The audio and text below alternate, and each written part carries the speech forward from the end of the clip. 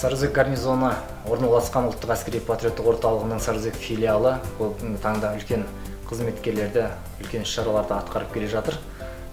Оның ішінде біздің басты мақсатымыз осы әскери қызметшілерді, олардың отбасыларының патриоттық сезімге баулу жолында үлкен қызметтерді, іс-шараларды атқарып келе жатыр.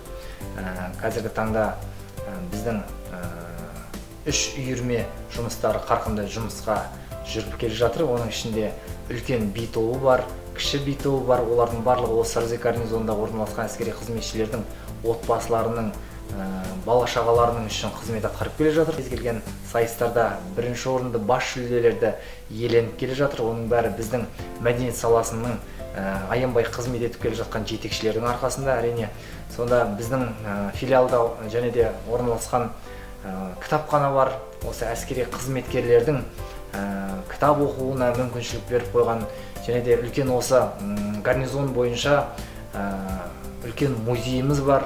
Көптеген қонақтарымыз, келген қонақтарымыз, және де барша мұғалімдер, оқушылар келіп, осы музейдің тыныс-тіршілігімен, сондай құнды дүниелермен танысып, бір сезім алып қайтады. Оның барлығы біздің жұмысымыздың нәтижесі деп білемін. Біздің филиалдың жүрегі десем де болады. Өздерінің үрмелі аспаптары мен оркестр жеке құрамы бар.